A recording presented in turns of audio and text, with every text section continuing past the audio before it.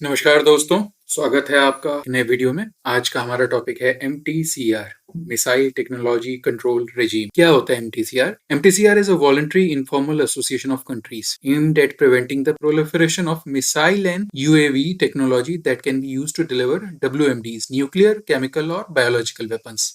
मतलब क्या है इसका? मतलब ये है कि ये वॉलंटरी एसोसिएशन है कंट्रीज का। वॉलंटरी एसोसिएशन का मतलब स्वेच्छा से, अपनी मर्जी से, और इनफॉर्मल भी है। इनफॉर्मल है, वॉलंटरी है, ये लीगल बाइंडिंग नहीं है, इसमें लीगल कोई ट्रीटी नहीं है, कोई अग्रीमेंट नहीं है। इन लोगों ने जैसे कुछ लोग मिलके अपनी स्वेच्छा से कोई काम करते हैं, तो उसी तरीके से स्वेच्छा से, अपनी मर्जी से कुछ देशों ने ये एक इनफॉर्मल सा एसोसिएशन बनाया है, जिसका एम है कि जो WMDs होते हैं, जो मिसाइल टेक्नोलॉजी क्रिटिकल होती हैं, और वो केपेबल वेपन्स जो न्यूक्लियर, केमिकल या बायोलॉजिकल वेपन्स को कैरी कर सके, ऐसे कैरियर्स, उनका प्रोलिफरेशन ना हो। प्रोलिफरेशन का मतलब क्या होता है? उनका मल्टीप्लिकेशन ना हो, ज्यादा से ज्यादा देशों के पास ना पहुंचे, उसकी रोकथाम हो, कम से कम देशों के पास ये कैरियर्स रहें जो WMDs को कैरी कर सके। It is an informal and voluntary partnership among 35 countries to prevent proliferation. Proliferation को कंट्रोल करना है, ये इनका एम है। लेकिन किस चीज के प्रोलिफरेशन को? तो ऐसी टेक्नोलॉजी, ऐसी व्हीकल टेक्नोलॉजी जो 500 केजी से ज्यादा का वेपन पेलोड कैरी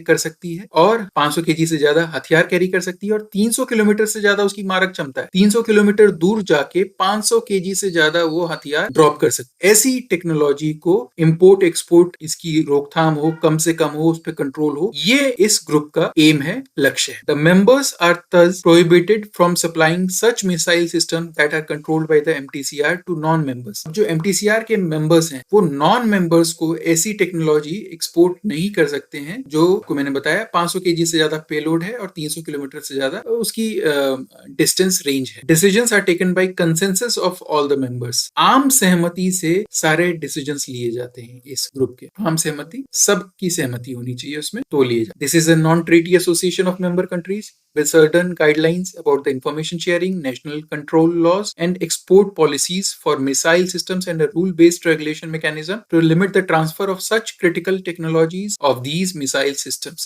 ये क्योंकि एक नॉन ट्रीटी एसोसिएशन है, कोई लीगल एग्रीमेंट नहीं हुआ है, तो मेंबर कंट्रीज से उम्मीद की जाती है वो सर्टन गाइडलाइंस को फॉलो करें और इंफॉर्मेशन शेयर करें कि भाई उनके देश में इस क्या क्या लॉज हैं कंट्रोल करने के लिए, ऐसी चीजों को, एक्सपोर्ट पॉलिसीज क्या है उनकी मिसाइल सिस्टम्स को लेकर। तो ये एक तरीके का इनफॉर्मल अंडरस्टैंडिंग है, एक समझ है कि भाई हम ऐसा करेंगे, क्रिटिकल टेक्नोलॉजी शेयर नहीं करेंगे, करेंगे भी तो नॉन मेंबर्स के साथ शेयर नहीं करेंगे, और 300 किलोमीटर और 500 केजी पेलोड से ज्यादा वाला शेयर तो बिल्कुल नहीं करेंगे। ये एक अंडरस्टैंडिंग है इन देशों के बीच में। Obligations include sharing information in sensitive exports. जो भी सेंसिटिव एक्सपोर्ट्स हैं उसको शेयरिंग से पहले कंसल्ट किया जाएगा आपस मेंबर कंट्रीज उनके बीच में। 1987 में ये एस्टेब्लिश हुआ था। फाउंडिंग मेंबर्स इसके G7 कंट्रीज हैं। G7 कंट्रीज जो ग्रुप ऑफ 7 है, USA, UK, France, Germany, Italy, Canada, Japan. इसका कहीं भी हेडक्वार्टर नहीं है, क्योंकि मैंने बताया आपको इनफॉर्मल रेजिम है। फॉर्मल कुछ है नहीं, कोई ऑफिस नहीं है, कोई इसका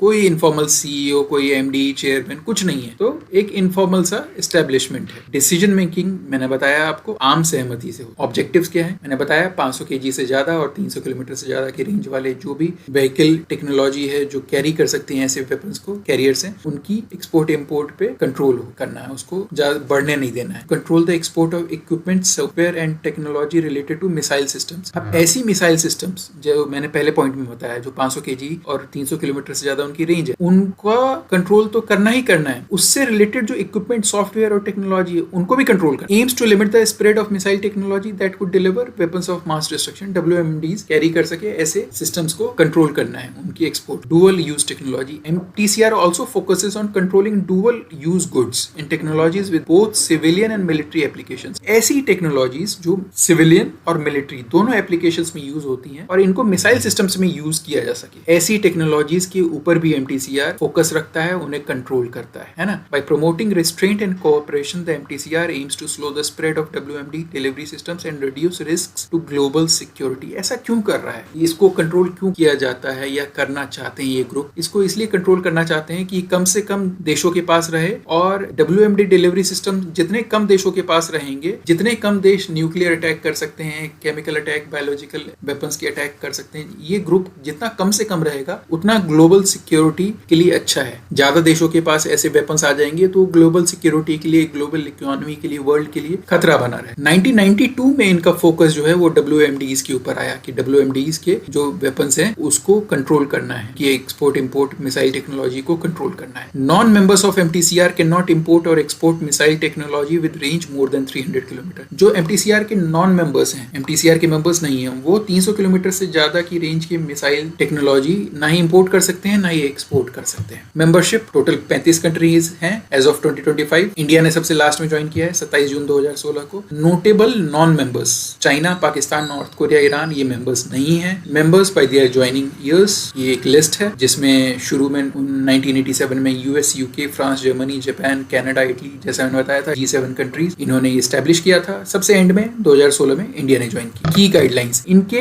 टेक्नोलॉजी एनेक्स हैं, दो कैटेगरीज में डिवाइड की गई हैं, highly restricted, less sensitive. Highly restricted कौन से हैं? मैंने बताया UAVs मतलब ड्रोन सिस्टम्स बेसिकली, और मेजर मिसाइल सिस्टम जो हैं वो जो WMDs कैरी कर सकते हैं, ये हाईली रेस्ट्रिक्टेड है, पे बहुत प्रतिबंध है और बहुत स्ट्रिक्ट प्रतिबंध है। उसके बाद कैटेगरी 2 है component, software and technology that could support missile development. ऐसे कंपोनेंट, सॉफ्टवेयर और टेक्नोलॉजी जो खुद में तो कैरी नहीं करेंगे कुछ भी, लेकिन इन मिसाइल डेवलपमेंट में हेल्प करेंगे, उन मिसाइल को बनाने में हेल्प करेंगे जो कैरी कर सकता है, लेकिन खुद कुछ नहीं करेंगे, तो वो थोड़ा कम सेंसिटिव है। इंडिया के लिए क्या सिग्निफिकेंस है? सिग्निफिकेंस ये है कि it benefits to India's MTCR membership will enable India to buy high end missile technology and also enhance its joint ventures with Russia. अभी हम लोगों ने सुना एशियन कंट्रीज, कुछ साउथ एशियन कंट्रीज को इंडिया एक्सपोर्ट करेगा ब्रह्मोस, और वो जो एक्सटेंडेड वर्जन है उस पर भी बात चल रही है। तो जब एक्सटेंडेड वर्जन आएगा तो जो 300 किलोमीटर से ज्यादा का रेंज होगा जिसका, वो एक्सपोर्ट करने में इंडिया को दिक्कत नहीं होगी। क्यों? क्योंकि इंडिया अब MTCR का मेंबर है। अगर नहीं होता तो एक इशू होता, वो फिर इंडिया के लिए इंपोर्ट एक्सपोर्ट नहीं इंडिया कर पाता, है ना। अब वो इंडिया कर सकता है फ्रेंडली नेशंस को, और इसी के साथ जो इंडिया के जो इंडिजिनस मिसाइल प्रोग्राम्स हैं जैसे अग्नि है, निर्भय है, इसमें भी हेल्प करता है, क्योंकि आप 300 किलोमीटर से ज्यादा की रेंज भी है तो कोई दिक्कत नहीं है। लिमिटेशंस क्या है? लीगली बाइंडिंग नहीं है, कहने का मतलब कोई लीगल एग्रीमेंट नहीं है। अब जब लीगल एग्रीमेंट नहीं है तो जो भी इसके